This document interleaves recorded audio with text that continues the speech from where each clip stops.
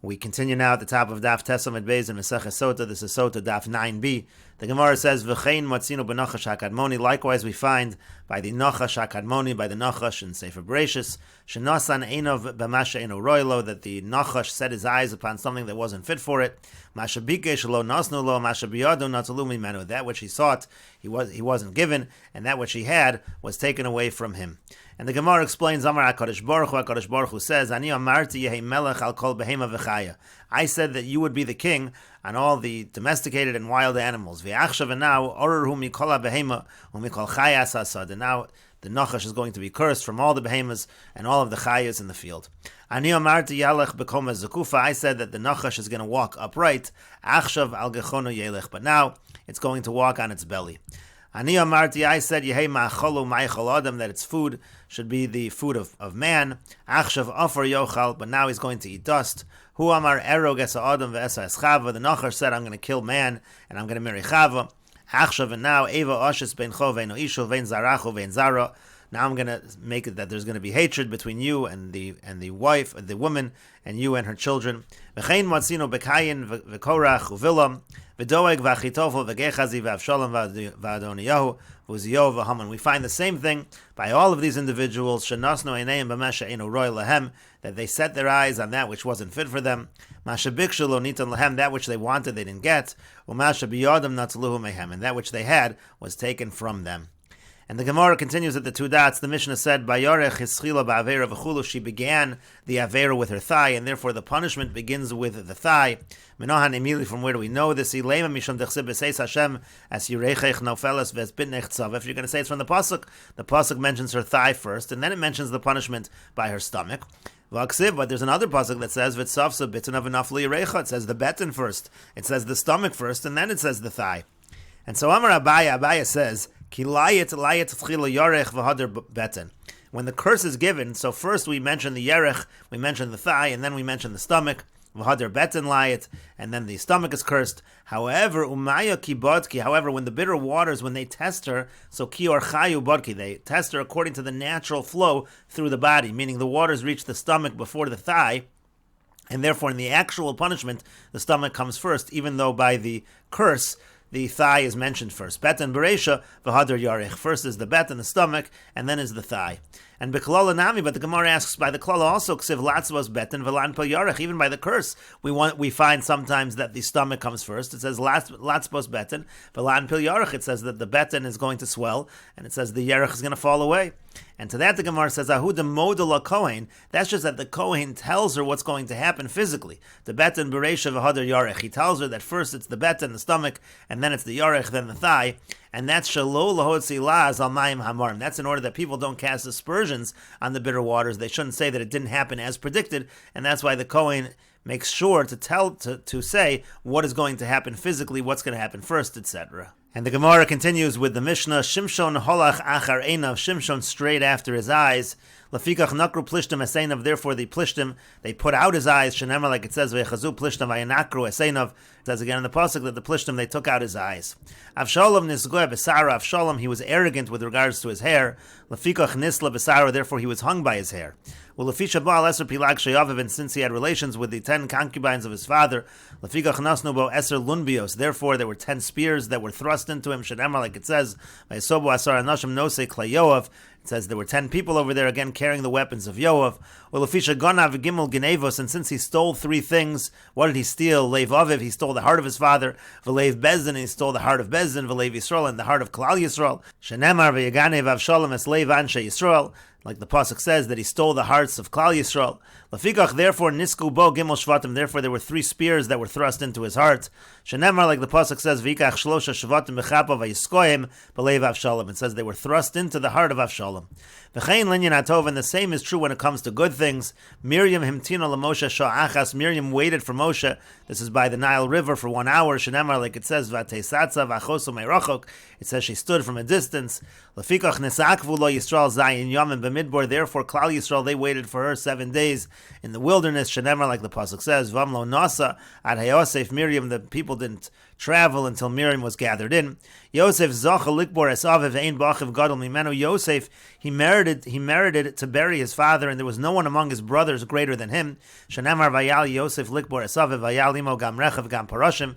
It says Yosef went up, he personally took care of the burial of his father. Mi lanu gadol mi Yosef shelo nesasek bo ela Moshe. And who is greater than Yosef? That who's the one that deals with Yosef's burial as a reward? It was Moshe Rabbeinu. And Moshe zacha ba'atzmos Yosef ein b'Yisrael gadol mimenu. Moshe took care of the bones of Yosef, and no one in Klal Yisrael is greater than Moshe. Shenemar, like the pasuk says, v'yikach Moshe es atzmos Yosef imo. It says Moshe personally took care of the bones of Yosef. Mi gadol mi Moshe. And who is greater than Moshe shelo nesasek bo ela mokum? That who took care of his burial? It was HaKadosh Baruch Hu. Shenemar, like the pasuk says, vayikbar oso bagai. And lo al Moshe bilvad amru. The Mishnah says it wasn't only Moshe that HaKadosh Baruch Hu is at the burial. Elo al kol hatzadikim. HaKadosh Baruch Hu participates in the burial of all the righteous. Shenemar, like it says, v'alach lefanecha tzidkecha kevod Hashem yasvecha, that the glory of HaKadosh Baruch Hu is present by the burial of all of those who are righteous. And the Gemara says, Tanu Rabbanon, the rabbis taught, Shimshon be'enov morad. Shimshon rebelled with his eyes. Shenemar, like it says, Vayomer Shimshon alav evosa kachli kihi yashara be'enai. It says, take that one from me because she is good in my eyes. Lefikach nakru plishtim eseinov. Therefore the plishtim gouged out his eyes. Shenemar, like it says, Vayechazu plishtim vayinakru eseinov. It says the plishtim grabbed him and they gouged his eyes. The Gemara says, Ini, is that really true? Vaksib, but the pasuk says, V'yav imo lo yadu kime Hashemu, that his father and his mother didn't know that everything here was really from Hashem. It was all for the purposes of him eventually fighting the Plishtim. And the Gemara answers, Kiyazal miya basar yashur seyazal. Nevertheless, even though this all was from Hashem, but he was following really his desires, and that's what we mean to say over here, that he followed his eyes. Tanya, we learned in a Braisa, Rebbe says, Tchilas kilkulo bi'aza, the beginning of the sin of Shimshon took place in Aza, Lafika chloka ba'aza, therefore he was struck in Aza. The Gemara says, Tchilas kilkulo ba'aza, dechsiv vayelech Shimshon azasa, vayarsham isha zona. It says that Shimshon went to Aza and he saw a zone over there. That's why we see that the beginning of his corruption was in Aza, Lafika chloka ba'aza, therefore he was hid in Aza, dechsiv, like it says, vayaridu oso azasa, they brought him down to Aza. Vaksib, but the Gemara says, but doesn't it say in the pasuk Vayered Shimshon Timnasa that he went down to Timnas, and that actually happened before Aza? Really, it should have been the beginning of his kilkul in Timnas. Rashi says, Vaksiv Vayered Shimshon Timnasa Vayarsham Isham Ibnos Plishtim Vatita Vene Shimshonu Maisa Shelzu Shabetimnas. This episode that happened in Timnas, where he saw this woman from the Benos Plishtim, Kodem Lamaisa Shelzu Shabeaza. It actually took place before the incident in Aza, so really Timnas should have been the beginning of his kilkul. It should have been the beginning of his corruption. And the Gemara says, no, Tchilas Kilkulo Mia Ba'aza Haya. Nevertheless, really the beginning of his actual sin was really in Aza. Rashi says, Tchilas kilkulo mia ba'aza have, tahid timnas lav kilkulu kulihai. What happened in Timnas wasn't really such a sin. Shalachalo leisha, because in that case he actually married her. V'lo ba'aleh biznus. It wasn't a situation of znus, whereas the situation in Aza was actually a situation of znus. That's what it means, Tchilas kilkulo mia ba'aza haya. And the Gemara continues, it was after this, Vayav Isha Benachal Sorek Ushma Delila. So it says that Shimshon, he loved a woman, and her name was Delila. Tanya, we learned in a Braisa, Rebbe says, Il Moli Nikra Shema Delila Ru'uya Haisa Shatikra Delila. If not for the fact that was her name, really it was fit. This name was fitting for her that she should be called Delila. Why? Because it really means Dildala es Kochos, she weakened his strength. Dildala es Libo, she weakened his heart. And Dildala es Maisav, she also weakened his actions. Dildala es Kochos, she weakened his strength. Tichsiv, that's a pasuk. The pasuk says, by Yosar Kocho Mayolav, that it removed his strength from him. Dildala es Libo, she weakened his heart. Tichsiv, like the pasuk says, Vatera Delila ki higid lo es Kalibo, that Delila saw that he told her all of his heart. And Dildala es Maisav, she also weakened his actions. Distalak Shchina Minei. That's a reference to the fact that the Shechina was removed from him. D'chsiv, like it says, V'hu lo yada, he didn't know, ki Hashem sar me'olav, that Hashem had turned away from him. V'atera Delila ki higid lo es kalibo. So going back to that pasuk, it says that Delila saw that he told her all of his heart. Mino yada, from where did she know? How did she see this? And the Gemara answers, Amar Rabbi Chanin, Amar Rav. Rabbi Chanin says that Rav says, Nikarin divrei emes. When something is true, it's clear, it's recognizable. That's how she knew. Abaya, Amar Abaya says, Yoda bobo so tzaddik. No, she knew about this tzaddik Shimshon, the lomapik Shem Shemayim levatola, that he wouldn't say Hashem's name for nothing. Kevan Damar Nazir Lakimani. So when he said Nazir Elokim, he used Hashem's name. Amra, so she said, Hashta vadai kushta kamar. Most certainly now he's saying the truth. And the Gemara continues, the pasuk says again by Shimshon, Vayike tzikolo bidvoreh kol hayomim v'taltzeu, it says that she was urging him. My v'taltzeu, what does it mean? How was she urging him? Amar Rabbi Yitzchak says, Devei Rabami from the yeshiva of Rabami, B'shaz Gemar Bia, at the conclusion of the act of Bia, Nishmata mitachtav, she would slip out from underneath him, and that was a way of urging him. And the Gemara continues, the pasuk says, Ve'atoi shamri navi al tishti yayin v'sheichor v'al tochli kol tamei. It says that the mother of Shimshon was told, be careful not to drink wine and don't eat anything that is tamei. The Gemara says, "My kol tamei." What does it mean? Don't eat anything that is tamei. What are we referring to? V'suad hashta devarim tameim ka'achla. And furthermore, until now she was eating things that are tamei. Amar Rabbi Yitzchak devei Rabbi Ami. So again, Rabbi Yitzchak devei Rabbi Ami says, "Devarim ha'asurim bin nazir." We're referring specifically to things, to foods that are also for a nazir to eat. That's what she was being told not to eat. And the Gemara continues, this is also a pasuk by Shimshon. The pasuk says, Vayivka Elokim es hamachdesh asher balechi. It says that God, he split the hollow that was by Lechi. He brought forth water for Shimshon. This is right after Shimshon struck 1,000 plishtim with the jawbone of a donkey. Amar Rabbi Yitzchak devei Rabbi Ami. So again, Rabbi Yitzchak devei Rabbi Ami says, who evil a davar tamei, he desired something tamei.